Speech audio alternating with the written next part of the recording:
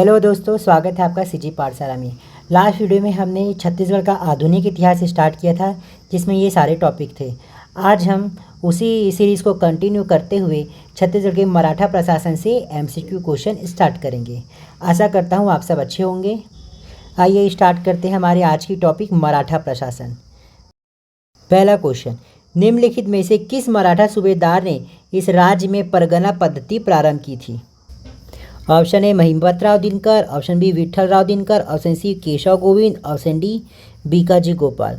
तो हमारा answer option B Vithalrao Dinkar ने परगना पद्धति स्टार्ट किया था और ये छत्तीसगढ़ के सेकंड नंबर के सूबेदार थे। व्याख्या, छत्तीसगढ़ के दूसरे सूबेदार विठलराव दिनकर ने कलचुरी कालीन गढ़ व्यवस्था को खत्म कर छत्तीसगढ़ को 27 परगनों में विभक्त कर परगना पद्धति का सूत्रपात किया था। जो कलचुरी कालीन जो गढ़ व्यवस्था था उसको खत्म करके 27 परगनों में विभाजित कर परगना पद्धति का सूत्रपात किया था। यह व्यवस्था 1790 से 1818 तक बनी रही। नेक्स्ट क्वेश्चन, छत्तीसगढ़ में मराठा प्रशासन में परगने का प्रमुख अधिकारी कौन था? परगने का प्रमुख अधिकारी कौन था? ऑप्शन ए कमाविजदार, ऑप्शन बी पोतदार, ऑप्शन सी सिरस्तादार, ऑप्शन डी ताहूतदार। हमारे इस क्वेश्चन का आंसर ऑप्शन ए कमाविजदार हो जाएगा। कमाविजदार जो होता था वो परगने का प्रमुख अधिकारी होता था। व्याख्या, परगना पद्धति का सूत्रपात विठलराव दिनकर 1790 से 1818 तक परगना का प्रमुख कमाविजदार था। नेक्स्ट क्वेश्चन, परगना पद्धति के अंतर्गत छत्तीसगढ़ में प्रांतों को परगनों में विभाजित किया गया था, जिसका अधिकारी निम्नलिखित में से कौन था? ऑप्शन ए कमाविजदार, ऑप्शन बी सूबेदार, ऑप्शन सी फडणवीस, ऑप्शन डी पटेल। वही है हमारा आंसर ऑप्शन ए कमाविजदार। बस क्वेश्चन को घुमा दिया है। नेक्स्ट क्वेश्चन, छत्तीसगढ़ में मराठा शासन व्यवस्था में कलचुरी काल का कौन सा पद नियमित बना रहा था? पूछा जा रहा है जो कलचुरी काल में जो पद था वो मराठा शासन काल में भी नियमित रूप से बना रहा, वो कौन सा पद था? ऑप्शन ए कमाविजदार, ऑप्शन बी फडणवीस, ऑप्शन सी पटेल, ऑप्शन डी गौटिया। हमारा आंसर हो जाएगा गौटिया। गौटिया पद जो था यह ग्राम या गांव का सर्वोच्च पद होता था, जिसमें ग्रामीण शासन का संचालन इसी के द्वारा किया जाता था। ये कलचुरी काल में भी चलता था और मराठा प्रशासन में भी चलता था। व्याख्या, छत्तीसगढ़ में मराठा शासन व्यवस्था में कलचुरी कालीन गौटिया पद का यथावत रखा गया। नेक्स्ट क्वेश्चन, फडणवीस किस शासनकाल का राजस्व अधिकारी था? फडणवीस किस शासनकाल का राजस्व अधिकारी था? ऑप्शन ए कलचुरी शासन, ऑप्शन बी ब्रिटिश शासन, ऑप्शन सी मराठा शासन, ऑप्शन डी नाग शासन। तो हमारा आंसर ऑप्शन सी मराठा शासन हो जाएगा। फडणवीस मराठा शब्द है। तो आइए देखते हैं मराठा कालीन प्रशासनिक अधिकारी निम्न थे। जो मराठा कालीन जो प्रशासनिक अधिकारी है उसको देख लेते हैं। इससे रिलेटेड क्वेश्चन पहले भी बना है और आगे भी बन सकता है। पहले में कॉलम में दिया है पदाधिकारी और दूसरे में उनका कार्य। पहला पदाधिकारी कमाविजदार, परगना का सर्वोच्च अधिकारी तथा नागरिक सैनिक एवं वित्तीय दायित्व। यह परगना का सर्वोच्च अधिकारी होता था और नागरिक सैनिक और वित्तीय दायित्व भी इसी के पास होता था। दूसरा फडणवीस, राजस्व अधिकारी, आय व्यय का हिसाब रखने वाला लेखा अधिकारी। फडणवीस जो रहता था वो राजस्व अधिकारी रहता था, जो राज्य में आय और व्यय का हिसाब किताब रखता था और उसका लेखा रख करता था। नेक्स्ट नायाब फडणवीस, यह फडणवीस का सहायक होता था। यह फडणवीस जो था उसका सहायक होता था। चौथा बरार पांडे, कृषि उत्पादकता के आधार पर लगान का निर्धारण, भू राजस्व की जानकारी, खजाने में जमा रकम का हिसाब। जो बरार पांडे होता था वो कृषि उत्पादक के आधार पर लगान का निर्धारण करता था और भू राजस्व की पूरी जानकारी होती थी। लैंड टैक्स की पूरी जानकारी होती थी। खजाने में जमा रकम का हिसाब किताब भी यही करता था, जो खजाने में जमा रहता था। नेक्स्ट पोतदार, परगने का आय व्यय का हिसाब रखना। जो परगना होता था उसके आय व्यय का हिसाब कौन रखता था? पोतदार रखता था। ये पोद्दार प्रत्येक परगने में एक एक होते थे और जो फडणवीस होता था वो पूरे के पूरे क्षेत्र का आय व्यय का हिसाब रखता था। नेक्स्ट, बढ़कर लगान संबंधित दस्तावेज तैयार करना, फसलों की दशा की सूचना। लगान संबंधित जो दस्तावेज होता था वो तैयार करता था बढ़कर, और फसलों की दशा की सूचना भी बनाता और सूचना भी देता था। नेक्स्ट,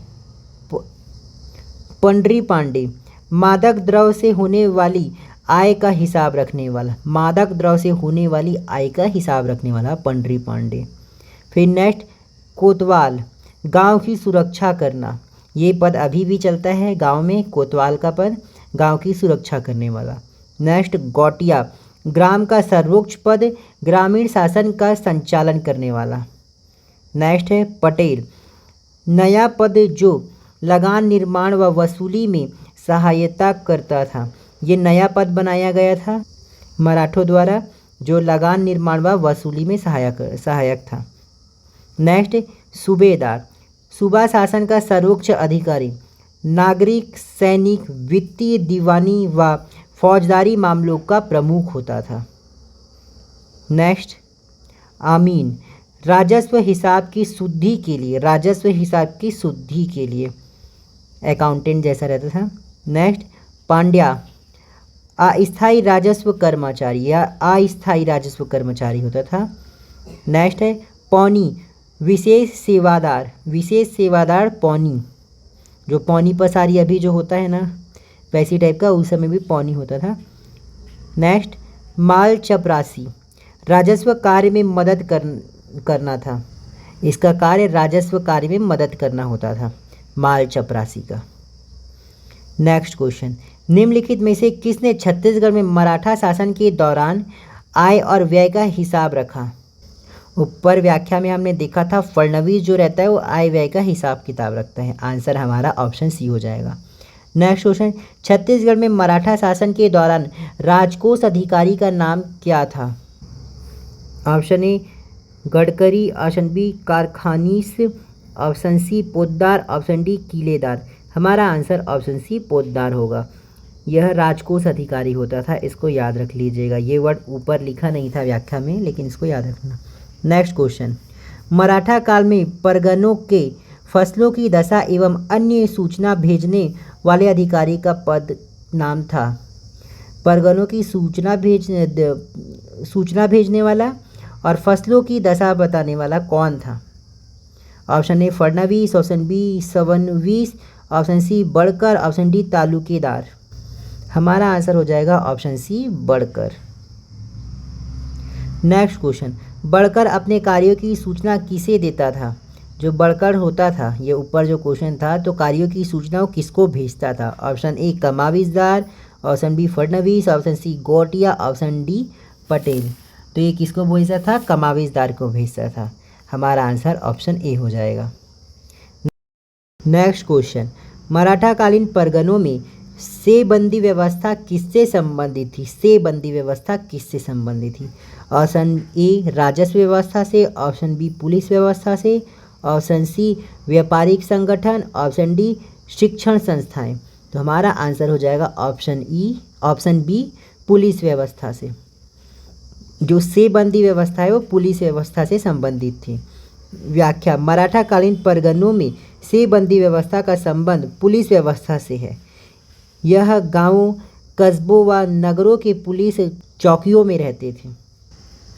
नेक्स्ट क्वेश्चन, इस राज्य में मराठा शासन में रक्षाबंधन के अवसर पर कमाविजदार को दिए जाने वाले उपहार को क्या कहा जाता था। रक्षाबंधन के अवसर में कमाविजदार को उपहार दिया जाता था इस राज्य में, उस उपहार को क्या कहा जाता था। ऑप्शन ए राखी कर, ऑप्शन बी टीका और नजराना, ऑप्शन सी रैयत भेंट, ऑप्शन डी सेहसाल भेंट। हमारा आंसर ऑप्शन बी हो जाएगा, टीका और नजराना कहा जाता था राखी के अवसर पर दिए जाने वाले भेंट को। व्याख्या, मराठा शासन में रक्षाबंधन के अवसर पर कमाविजदार को टीका और नजराना नामक उपहार दिया जाता था। नेक्स्ट क्वेश्चन, इस राज्य में मराठा शासन काल में मोकासा ग्राम का अर्थ था। मोकासा ग्राम का क्या अर्थ था, ये पूछा गया है। हमारा आंसर इसमें ऑप्शन ए हो जाएगा। दान दिए ग्राम को मौकासा ग्राम कहा जाता था। जो दान दे दिया जाता था जिस ग्राम को, उस ग्राम को मौकासा ग्राम कहा जाता था। नेक्स्ट क्वेश्चन, निम्नलिखित में से कौन सी जोड़ी छत्तीसगढ़ में मराठा शासन काल में दिया गया भूमिदान एवं उसका अर्थ सुमेलित नहीं है? मराठा काल में अलग अलग लोगों को दान दिया जाता था, जैसे ब्राह्मणों को धर्म के क्षेत्र में, मंदिरों के क्षेत्र में। तो उस दान के नाम को देखना है कौन सा सुमेलित नहीं है, कौन सा सुमेलित नहीं है उसको देखना है। ऑप्शन ए मोकासा, ब्राह्मणों को दान में दिया गया गांव। तो ये सही है, मोकासा ब्राह्मणों को दिया जाने वाला दान को कहा जाता था, ग्राम दान को। ऑप्शन बी धर्मदाय, धर्म के नाम पर दान में दिया गया गांव। तो ये भी सही है, धर्म के नाम पे जो भी ग्राम दान में दिया जाता था उसको धर्मदाय बोला जाता था। ऑप्शन सी देवस्थान, मंदिरों के नाम पर दिया गया गांव। तो ये भी सही है। ऑप्शन डी नामनुक, कमावेशदार को दान में दिया गया गांव। तो ये गलत है, कमावेशदार को जो दान में दिया जाता था वो गांव को नामनुक नहीं कहा जाता था। नेक्स्ट क्वेश्चन, मराठा कालीन छत्तीसगढ़ की पंचायती व्यवस्था में पहला एक सदस्य सरकारी कर्मचारी होता था, दूसरा पंचायतों का फैसला न्यायालयों में भेजा जा सकता था। इसमें हमें क्या करना है, सही विकल्प का चयन करना है। ऑप्शन ए दोनों कथन सही है, ऑप्शन बी केवल एक सही है, ऑप्शन केवल दो सही है, ऑप्शन डी एक और दो दोनों गलत है। हमारा आंसर ऑप्शन ए हो जाएगा, दोनों कथन सही है। एक सदस्य सरकारी कर्मचारी होता था और पंचायतों का फैसला न्यायालयों में भेजा जा सकता था। नेक्स्ट क्वेश्चन, छत्तीसगढ़ में मराठा प्रशासन के संबंध में निम्नलिखित में से कौन सा कथन सत्य है? कौन सा कथन सत्य है वो बताना है। ऑप्शन ए मराठों ने कलचुरियों की प्रशासनिक व्यवस्था को जारी रखी। तो ये गलत है, ये कुछ चेंजेस किया था, जैसे गढ़ व्यवस्था को परगना में बदल दिया गया था। ऑप्शन बी मराठों का छत्तीसगढ़ के खालसा क्षेत्र पर प्रशासनिक नियंत्रण था। तो ये सही है, छत्तीसगढ़ के खालसा क्षेत्र पर मराठों का प्रशासनिक नियंत्रण था। तो हमारा आंसर शायद ऑप्शन बी हो जाएगा, फिर भी आगे के ऑप्शन को देखते हैं। ऑप्शन सी मराठों ने भू राजस्व का 10 साला बंदोबस्त लागू किया। ये भी गलत है। नेक्स्ट, मराठों ने छत्तीसगढ़ का प्रशासन कलचुरी राजाओं को सौंप दिया। ये भी गलत है, खुद ने शासन किया था। नेक्स्ट, मराठों ने छत्तीसगढ़ में इजारेदारी व्यवस्था लागू की। ये भी गलत है। तो हमारा इस क्वेश्चन का आंसर ऑप्शन बी हो जाएगा। व्याख्या, मराठा शासन में प्रशासनिक क्षेत्र को निम्न दो भागों में बांटा गया था। पहला, खालसा क्षेत्र में, यह मराठा शासन के प्रत्यक्ष नियंत्रण में था। दूसरा, जमींदारी क्षेत्र में, इन क्षेत्रों में जमींदारों का नियंत्रण रहता था। नेक्स्ट क्वेश्चन, छत्तीसगढ़ में मराठा प्रशासन के संबंध में निम्नलिखित में से कौन सा कथन सत्य नहीं है? कौन सा कथन सत्य नहीं है, मतलब 3 कथन सत्य होंगे, 1 कथन असत्य। ऑप्शन ए प्रशासनिक इकाई परगना का मुख्य अधिकारी कमाविजदार था। ये सही है। ऑप्शन बी ग्राम प्रशासन गौटिया के द्वारा संपादित होता था। ये भी सही है, ग्राम का प्रशासन गौटिया के द्वारा संपादित होता था। ऑप्शन सी भू राजस्व वसूली के लिए कोटवार की नियुक्ति की गई थी। तो ये गलत है, कोतवाल की नियुक्ति गांव की पहरेदारी और सुरक्षा व्यवस्था के लिए की गई थी। कोटवाल और कोतवाल एक ही है। ऑप्शन डी ग्राम स्तर पर ग्राम पंचायतें न्याय का कार्य करती थी। ग्राम स्तर पर ग्राम पंचायतें न्याय का कार्य करती थी। तो ये भी सही है। हमारा आंसर इसमें ऑप्शन सी हो जाएगा। जो कथन गलत है वो बताना था, इसलिए answer option c. Next question, निम्नलिखित में से कौन सी जोड़ी मराठा कालीन छत्तीसगढ़ में परगना के अधिकारी एवं उसका दायित्व सुमेलित है? परगना के अधिकारी और उसका दायित्व कौन सा सुमेलित है वो बताना है। मतलब इसमें से 4 गलत होंगे और 1 सही होगा।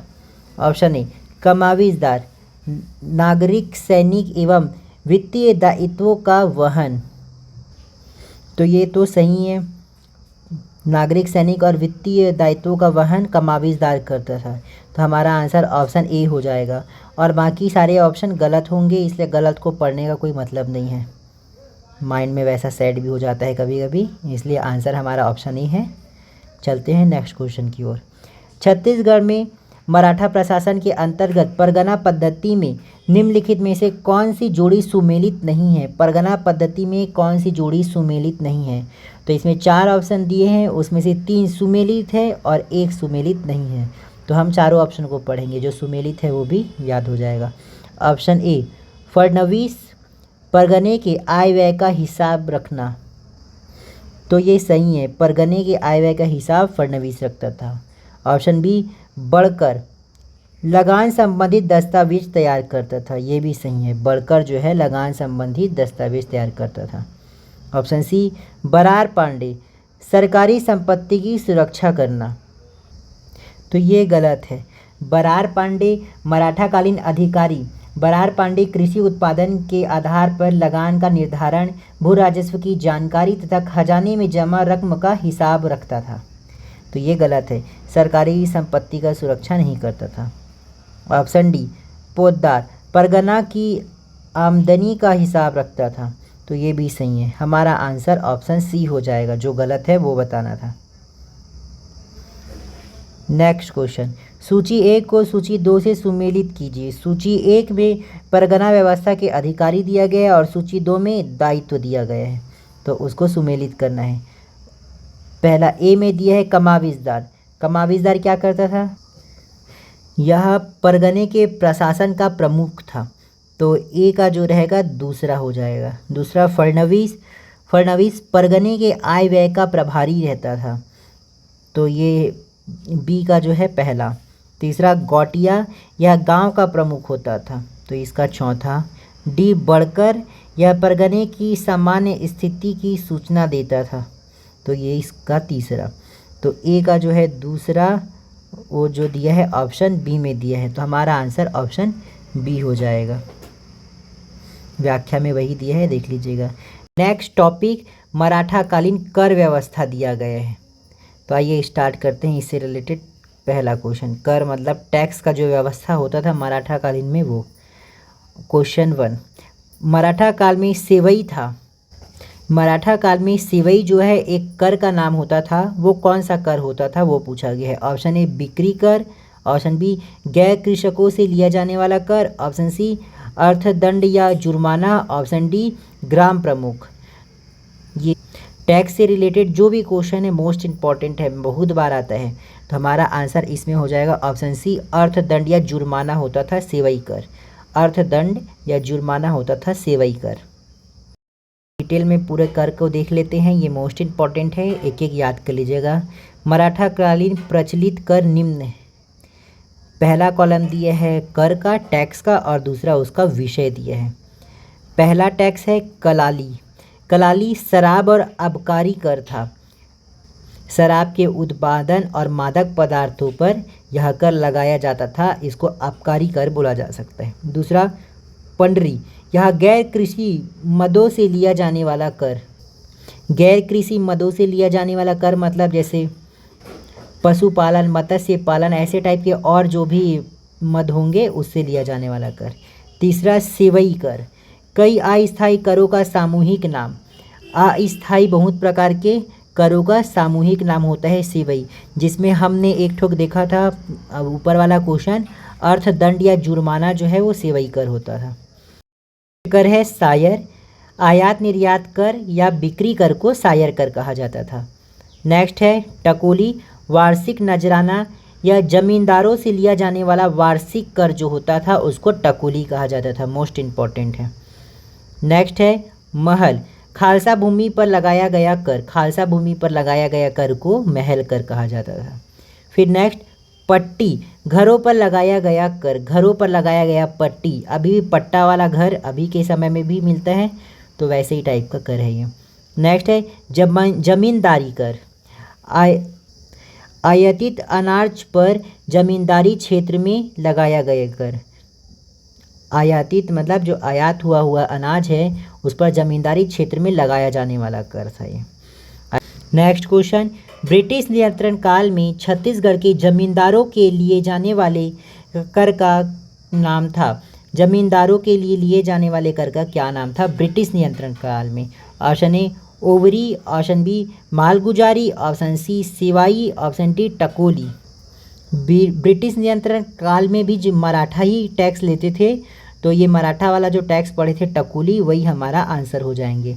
आंसर हमारा ऑप्शन डी। नेक्स्ट क्वेश्चन, निम्नलिखित में से कौन सी जोड़ी छत्तीसगढ़ में मराठा कालीन कर एवं उसका अर्थ सुमेलित नहीं है? कौन सा सुमेलित नहीं है वो बताना है। ऑप्शन ए टकोली, जमींदारों द्वारा देय वार्षिक नजराना, सही है।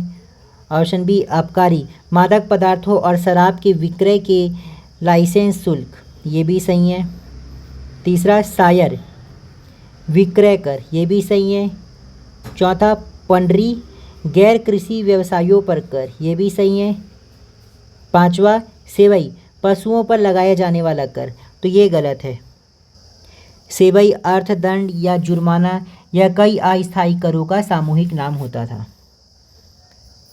तो हमारा आंसर इसमें हो जाएगा ऑप्शन ई। हमको कौन सा सुमेलित नहीं है ये देखना था, तो ये सुमेलित नहीं है। नेक्स्ट क्वेश्चन, निम्नलिखित में से कौन सी जोड़ी छत्तीसगढ़ के मराठा शासनकाल का कर एवं उसका अर्थ सुमेलित नहीं है? कौन सा सुमेलित नहीं है? सेम वैसे ही क्वेश्चन। ऑप्शन ए टकोली, जमींदारों से लिया जाने वाला वार्षिक कर, तो ये सही है। ऑप्शन बी सायर, पशुओं की बिक्री पर लिया जाने वाला कर, ये भी सही है। ऑप्शन सी पंडरी, गैर कृषकों से लिया जाने वाला कर, ये भी सही है। ऑप्शन डी सेवई, अर्थदंड या जुर्माने की राशि, ये भी सही है। ऑप्शन ई तराई, सिंचाई पर लिया जाने वाला कर, तो ये गलत है। इसके अकॉर्डिंग हमारा आंसर ऑप्शन ई हो जाएगा। नेक्स्ट क्वेश्चन, छत्तीसगढ़ में सूबा शासनकालीन एगेन्यू द्वारा वर्णित निम्नलिखित टैक्स को सुमेलित कीजिए। इस क्वेश्चन का मतलब छत्तीसगढ़ में जब मराठा शासन व्यवस्था चल रहा था और उसमें सूबेदारी व्यवस्था चल रही थी, तो सूबाकालीन व्यवस्था में एगेन्यू ने एक रिपोर्ट जारी किया था। तो एगेन्यू द्वारा वर्णित निम्नलिखित टैक्स को सुमेलित कीजिए। हालांकि जो ऊपर से जो टैक्स पढ़ रहे हैं सब एगेन्यू के रिपोर्ट से ही था, तो इसमें भी वही पूछा गया है, एगेन्यू के नाम से कंफ्यूज ना हो, सेम वही क्वेश्चन है ये भी। तो कौन सा इसको सुमेलित करना है? ए का जो है सेवई, सेवाई, ये सेवई नहीं है, ये सेवाई है। ये होता था जुर्माना से प्राप्त कर, तो इसका हो जाएगा तीसरा। बी का मोकासा, ये ब्राह्मणों को दान में दिया जाने वाला वो गांव होता था, तो ये हो जाएगा पहला। सी महल, महल जो होता था खालसा जमीन पर टैक्स होता था, तो ये इसका तीसरा। डी पट्टी, घरों पर लगाया गया टैक्स, तो ये भी इसका हो जाएगा चौथा। तो ए का जो है तीसरा, तो ये तीसरा वाला ए और बी दो है। उसका बी का जो है पहला, तो इसके अकॉर्डिंग हमारा आंसर ऑप्शन बी हो जाएगा। नेक्स्ट क्वेश्चन, मराठा कालीन छत्तीसगढ़ के सन 1818 के पूर्व प्रचलित दर के अनुसार एक मन में कितनी पसेरी होती थी? ये मन और जो पसेरी है वो माप तौल का एक यूनिट होता है, एक पैमाना होता है, माप होता है। तो वही पूछा गया है एक मन में कितनी पसेरी होती थी। ऑप्शन ए 8 पसेरी, ऑप्शन बी 5 पसेरी, ऑप्शन सी 20 पसेरी, ऑप्शन डी 14 पसेरी। हमारा आंसर हो जाएगा ऑप्शन ए 8 पसेरी। एक मन में 8 पसेरी हुआ करता था। व्याख्या, मराठा कालीन तौल की माप निम्न है। पहला, 5 सेर मतलब 1 पसेरी होता था, 5 सेर मतलब 1 पसेरी, और 8 पसेरी मतलब 1 मन हुआ करता था, इसको याद रखिए। नेक्स्ट है ब्रिटिश संरक्षण में मराठा शासन। जब छत्तीसगढ़ में ब्रिटिशों ने नियंत्रण किया था तो उस समय छत्तीसगढ़ में अप्पा जी भोसले का शासन था। अंग्रेजों का अप्रत्यक्ष शासनकाल 1818 से 1830 तक था। आइए स्टार्ट करते हैं इस टॉपिक का क्वेश्चन। छत्तीसगढ़ राज्य में अंग्रेजों का नियंत्रण स्थापित करने के समय किस भोसले शासक के अधीन था? किस मराठा भोसले शासक का यहाँ पर शासन था उस समय? Option A Appaji, option B Raghuji द्वितीय, option C Parsoji, option D Bimbaji. हमारा आंसर हो जाएगा ऑप्शन ए अप्पाजी। व्याख्या, छत्तीसगढ़ में अंग्रेजों का नियंत्रण स्थापित करने के समय अप्पाजी भोसले का शासन था।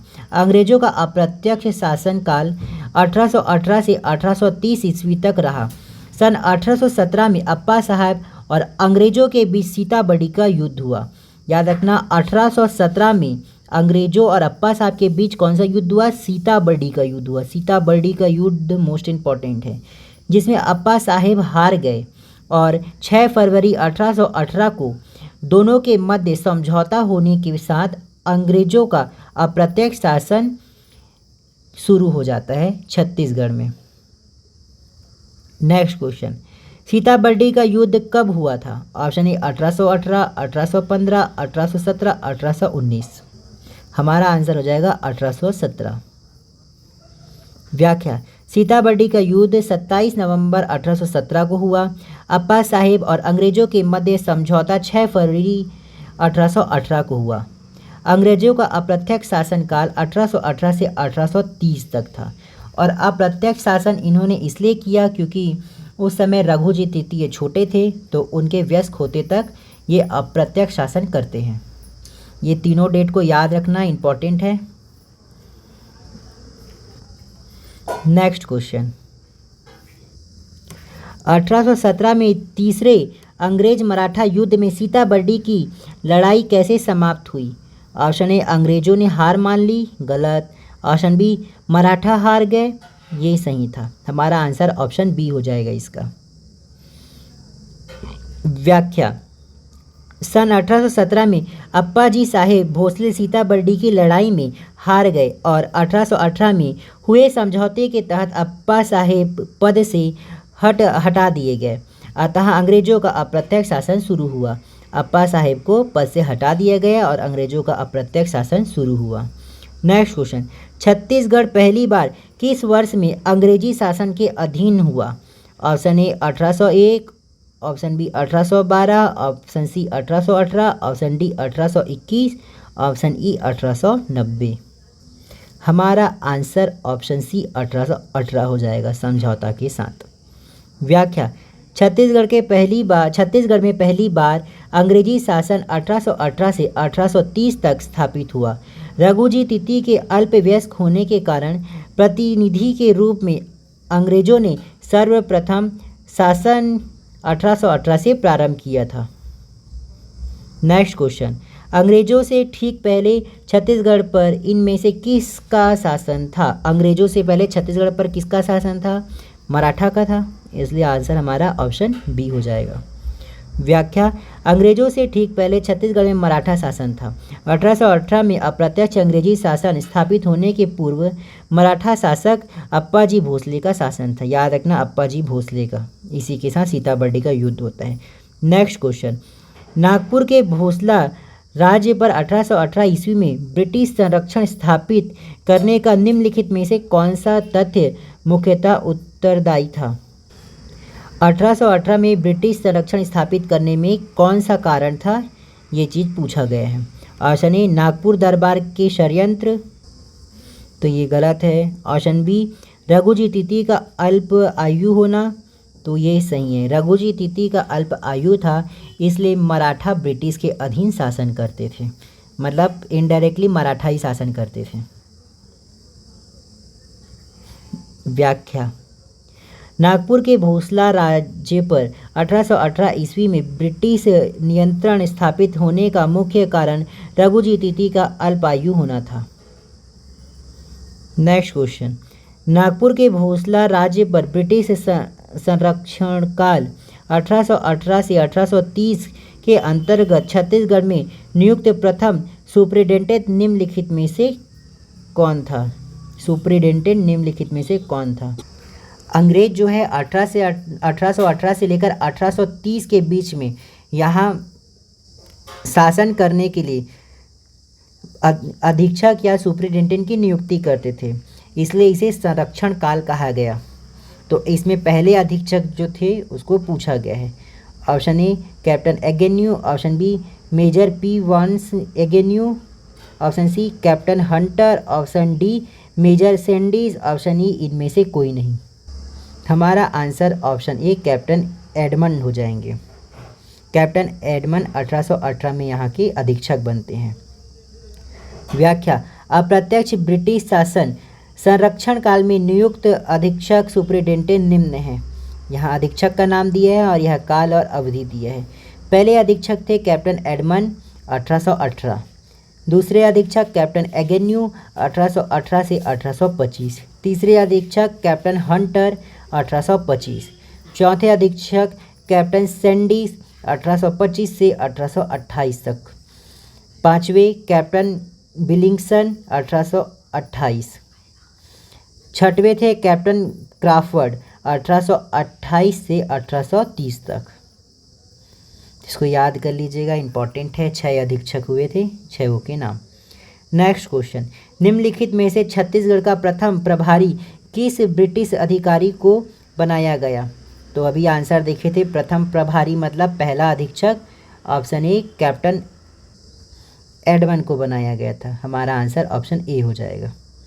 नेक्स्ट क्वेश्चन, किस ब्रिटिश ने 1818 में छत्तीसगढ़ की राजधानी रतनपुर से रायपुर स्थानांतरित की थी? रतनपुर से रायपुर स्थानांतरित की थी।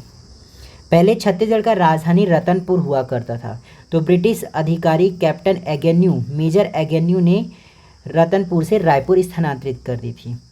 तो हमारा आंसर ऑप्शन बी हो जाएगा, मेजर एगेन्यू।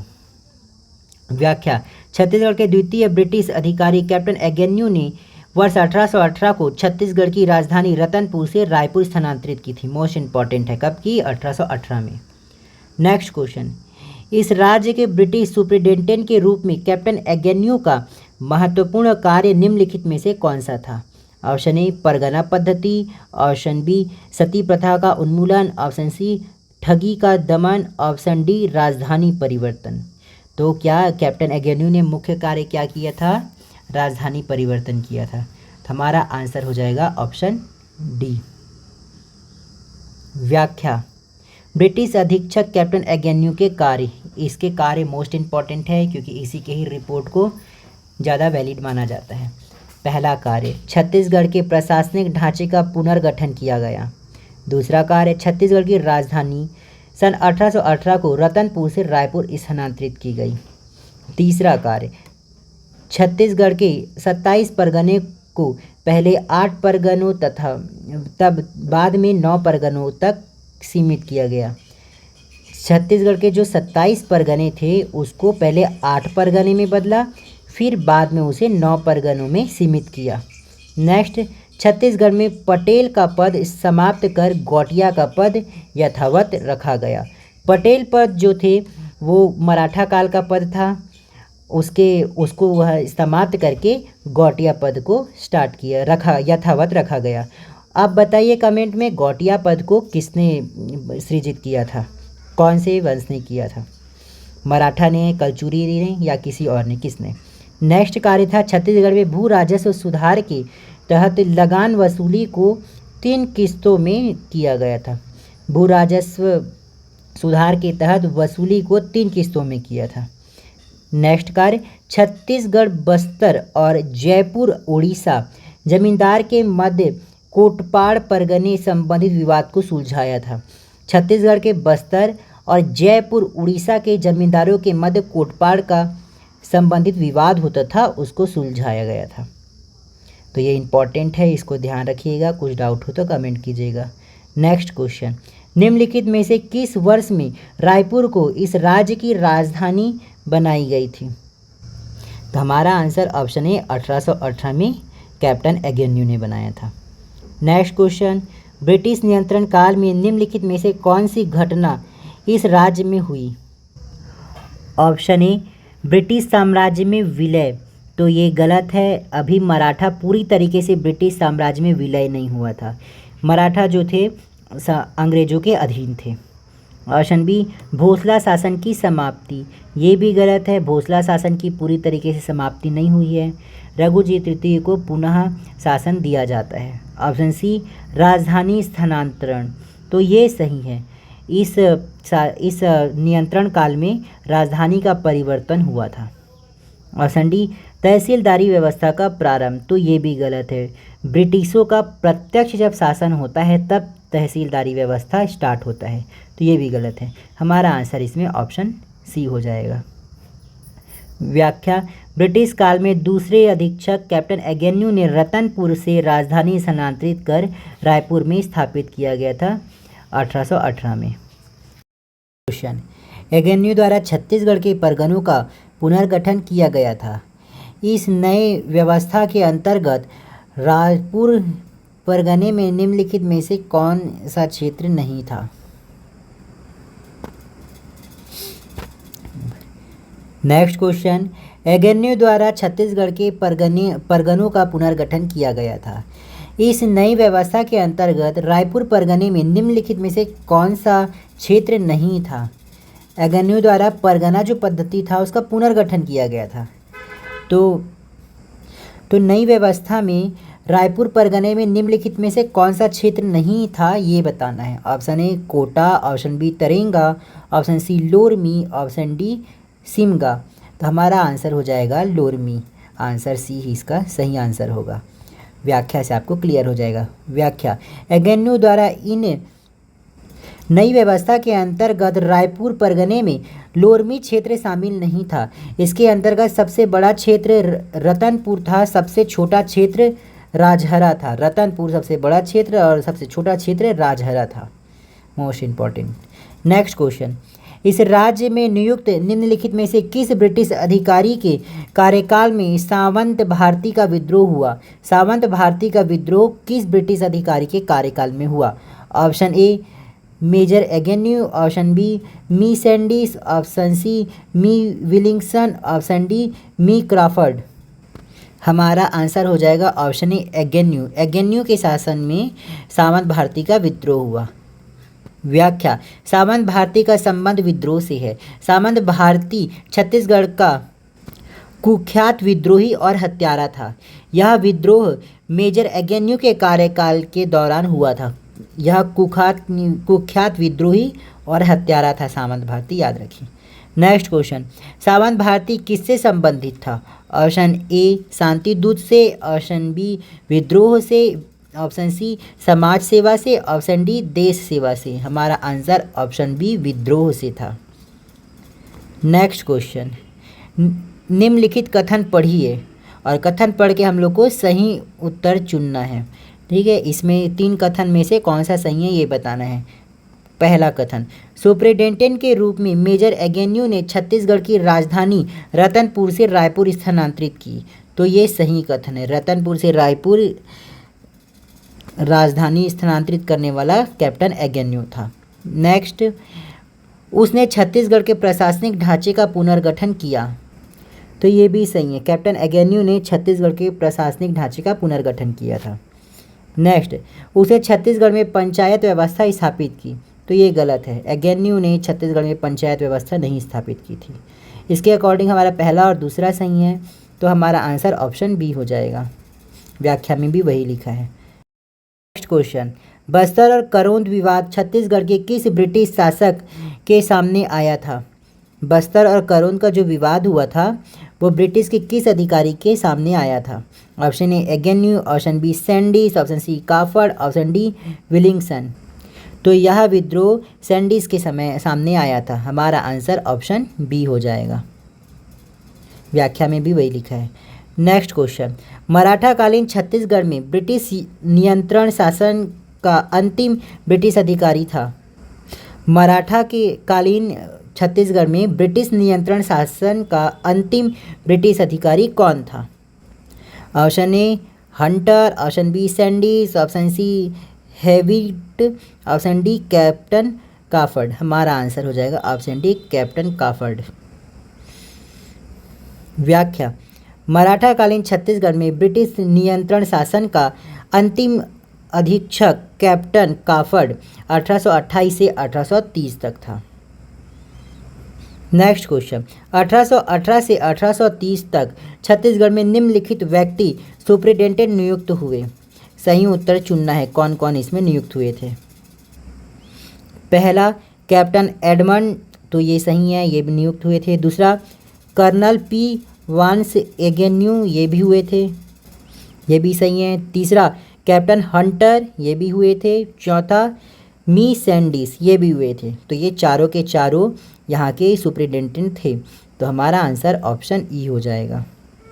व्याख्या 1818 से 1830 के मध्य छत्तीसगढ़ के लिए नियुक्त ब्रिटिश अधीक्षक क्रमशः एडमंड एगेन्यू, हंटर, सैंडिस, विलिंगसन और काफट थे। इसका क्रम याद कर लीजिएगा, पहले कौन था, लास्ट कौन था। नेक्स्ट क्वेश्चन, भोसला राज्य पर ब्रिटिश संरक्षण की अवधि में किसे छत्तीसगढ़ का अधीक्षक नियुक्त नहीं किया गया था। तो कौन छत्तीसगढ़ का अधीक्षक नहीं था वो बताना है इस ऑप्शन में। ऑप्शन ए कैप्टन एडमंड, ये तो था। ऑप्शन बी एगेन्यू, ये भी था। ऑप्शन सी कैप्टन हंटर, ये भी था। ऑप्शन डी कैप्टन इलियट, तो ये छत्तीसगढ़ का अधीक्षक नहीं था captain Elliot. Captain Elliot Chhattisgarh का प्रथम ब्रिटिश डिप्टी कमिश्नर था। तो यह प्रथम डिप्टी कमिश्नर था। हमारा आंसर ऑप्शन डी हो जाएगा। कौन नहीं था अधीक्षक वो बताना था। तो ये अधीक्षक नहीं था, ये डिप्टी कमिश्नर था। व्याख्या उपरोक्त विकल्प के अनुसार कैप्टन इलियट ब्रिटिश संरक्षण काल में अधीक्षक नियुक्त नहीं हुआ था। वह छत्तीसगढ़ का प्रथम डिप्टी कमिश्नर था। नेक्स्ट क्वेश्चन, सूची 1 ब्रिटिश संरक्षण काल 1818 से 1830 में छत्तीसगढ़ में पदस्थ अधीक्षक को सूची 2 घटना से सुमेलित कीजिए। तो इस इतने सारे ब्रिटिश अधीक्षक से क्वेश्चन है, आप समझ सकते हैं कितना इंपॉर्टेंट है। सूची 1 अधीक्षक के नाम, सूची 2 उनके घटना। तो कौन कौन से अधीक्षक के टाइम में कौन सा घटना हुआ था ये देखना है। पहला कैप्टन एडमंड। कैप्टन एडमंड के समय में डोंगरगढ़ की जमींदारी का विद्रोह हुआ था। तो आ का जो हो जाएगा तीसरा है। दूसरा मेजर एगेन्यू। मेजर एगेन्यू के समय में रायपुर में राजधानी परिवर्तन हुआ था, रतनपुर से रायपुर। तो ब का जो हो जाएगा पहला हो जाएगा। तीसरा कैप्टन सैंडिस। तो कैप्टन सैंडिस ने बस्तर और करद राज्यों का समझौता करवाया था। तो इसका चौथा हो जाएगा। The captain काफड़। भोसलों को सत्ता स्थानांतरित, वापिस भोसला को सत्ता स्थानांतरित किया, मतलब ये अंतिम अधिकारी था। तो इसके अकॉर्डिंग आ का जो हो जाएगा तीसरा, और ये जो दिया है हमारे ऑप्शन सी में, हमारा आंसर ऑप्शन सी हो जाएगा। यहाँ व्याख्या में वही दिया है, देख लीजिएगा। नेक्स्ट क्वेश्चन, सूची 1 को सूची 2 से सुमेलित कीजिए। सूची 1 छत्तीसगढ़ के ब्रिटिश सुप्रिटेंडेंट, सूची 2 उनके समय की प्रमुख घटना। सेम वैसे ही क्वेश्चन है। अ कर्नल एडमंड, तो इनके समय में डोंगरगढ़ जमींदारी का विद्रोह हुआ था, ये आ का हो जाएगा। दूसरा एगेन्यू, इसका राजधानी परिवर्तन रतनपुर से रायपुर, तो ये इसका हो जाएगा बी का। तीसरा मी सैंडिस। मी सैंडिस के समय में बस्तर और करौंद जमींदारी के बीच विवाद का समझौता कराया था इसने, तो ये इसका चौथा। और नेक्स्ट है काफड़। काफड़ के समय ब्रिटिश संरक्षण की समाप्ति हुई थी, ब्रिटिश जो संरक्षण करके रखे थे उसकी समाप्ति हुई थी। तो इसके अकॉर्डिंग अ का दूसरा, बा का पहला और सा का चौथा और दा का तीसरा है। इसके अकॉर्डिंग हमारा आंसर हो जाएगा ऑप्शन ए। नेक्स्ट क्वेश्चन, इसका व्याख्या देख लीजिए, वही है। नेक्स्ट क्वेश्चन, ब्रिटिश नियंत्रण काल में छत्तीसगढ़ के जमींदारों से लिए जाने वाले कर का नाम क्या था। तो ये पहले भी देख चुके थे, हमारा आंसर ऑप्शन डी टकुली था। नेक्स्ट क्वेश्चन, ब्रिटिश काल में पांड्या का अधिकार क्षेत्र क्या था। ब्रिटिश काल में पांड्या का अधिकार क्षेत्र क्या था। पहले देखे थे, पांड्या का अधिकार क्षेत्र राजस्व व्यवस्था करने का था। तो हमारा आंसर ऑप्शन बी हो जाएगा, व्याख्या में भी वही दिया है। नेक्स्ट क्वेश्चन, छत्तीसगढ़ की राजस्व व्यवस्था में सुधार हेतु मेजर एगेन्यू ने निम्नलिखित में से किन कर्मचारियों को नियुक्त किया था। पहला बरार पांडे, इसको नियुक्त किया था, ये सही है। दूसरा पोद्दार, इसको भी नियुक्त किया था। तीसरा आमील, तो इसको नियुक्त नहीं किया था। चौथा अमीन इसको नियुक्त किया था। इसके अकॉर्डिंग पहला, दूसरा और चौथा है, जो हमारा आंसर ऑप्शन सी है।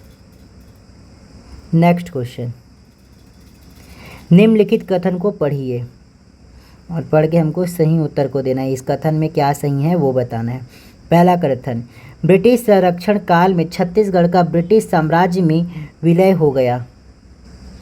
तो ये गलत है, इस काल में विलय नहीं हुआ था, पुनः मराठा शासन वापिस आता है एक बार 1830 से 1854 तक, रघुजी तृतीय का। दूसरा कथन, छत्तीसगढ़ के प्रशासन के लिए ब्रिटिश सुप्रिटेंडेंट की नियुक्ति की गई थी। ये सही है। तीसरा, सुप्रिटेंडेंट को नागपुर के रेजिडेंट के अधीन कार्य करना पड़ता था। ये भी सही है। तो इसका दूसरा और तीसरा सही है। इसके अकॉर्डिंग हमारा आंसर ऑप्शन सी हो जाएगा। व्याख्या में भी उसी चीज़ को लिख दिया है।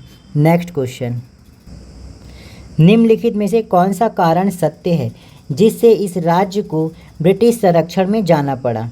किस कारण से इसे ब्रिटिश संरक्षण में जाना पड़ा, इसको देखते हैं। ऑप्शन ए, नागपुर के भोसला शासक अप्पा साहिब को अंग्रेजों ने पराजित किया था। तो ये गलत है, पराजित तो किया गया था, लेकिन दूसरा कारण इसका देखेंगे आगे। ऑप्शन बी, अप्पा साहिब ने इस राज्य को अंग्रेजों को दे दिया। ये भी गलत है। तीसरा, अप्पा साहिब के साथ संधि के अनुसार इस राज्य को अंग्रेजों को सौंप दिया गया। ये भी गलत है। ऑप्शन डी, 31 मई 1818 को नागपुर के रेजिडेंट जेनकिंस ने घोषणा की कि रघुजी तृतीय अल्पवयस्कता समाप्त होने तक पूर्ण मराठा राज्य ब्रिटिश नियंत्रण में रहेगा। तो ये सही है। रघुजी तृतीय जो थे, जो शासक आगे बनने वाले थे, वो अल्पवयस्क थे, जिसके कारण इसको ब्रिटिश के अधीन रखना पड़ा। व्याख्या, 31 मई 1818 को नागपुर के रेजिडेंट जेनकिंस ने घोषणा की कि रघुजी तृतीय की अवयस्कता समाप्त होने तक संपूर्ण मराठा राज्य ब्रिटिश नियंत्रण में रहेगा। नेक्स्ट क्वेश्चन, निम्नलिखित कथन पढ़िए और सही उत्तर को बताना है। तीनों में से कौन सा कथन सही है? पहला कथन, ब्रिटिश नियंत्रण काल में छत्तीसगढ़ के जमींदारों से टकोली नामक कर वसूला जाता था। तो ये सही है। दूसरा, जमींदारियों को ब्रिटिश साम्राज्य में मिलाने का प्रयास किया गया था। ये गलत है, ऐसा कोई प्रयास नहीं किया गया था। तीसरा, जमींदारों से निर्धारित दस्तावेज में हस्ताक्षर कर उन्हें सहमत होने के लिए कहा गया। तो ये सही है। इस क्वेश्चन के अकॉर्डिंग पहला और तीसरा सही है, जो हमारा ऑप्शन डी है। हमारा आंसर ऑप्शन डी हो जाएगा। व्याख्या में उसी चीज़ को लिखा है। नेक्स्ट क्वेश्चन, निम्नलिखित में से कौन सी जोड़ी इस राज्य में ब्रिटिश अधीक्षक एवं उनके कार्य सुमेलित है? ब्रिटिश अधीक्षक के नाम और उसके कार्य कौन सा सुमेलित है वो देखना है। पहला, एडमंड सावंत भारती का विद्रोह। तो ये गलत है। दूसरा, वांस एगेन्यू तहसीलदारी व्यवस्था का प्रारंभ। ये भी गलत है। तीसरा, सैंडिस बस्तर एवं करौंद राज्यों के बीच विवाद। तो ये सही है, बस्तर और करौंद राज्यों के बीच का विवाद को सुलझाता है। तो हमारा आंसर इसका ऑप्शन सी हो जाएगा। तो अब नेक्स्ट जो वीडियो में रहेगा वो पुनः मराठा शासन से रिलेटेड क्वेश्चन पढ़ेंगे, जो 1830 ईस्वी से 1854 ईस्वी तक का रहेगा। इसमें रघुजी तृतीय को यहाँ का शासक बना दिया जाता है। तो अगर ये वीडियो थोड़ी भी अच्छी लगी हुई, थोड़ी भी हेल्पफुल लगी हुई, तो ज़रूर लाइक कीजिएगा, कमेंट कीजिएगा कुछ डाउट हो तो, और अपने दोस्तों को शेयर कीजिएगा और अच्छे से परीक्षा की तैयारी कीजिए। All the best. Thank you.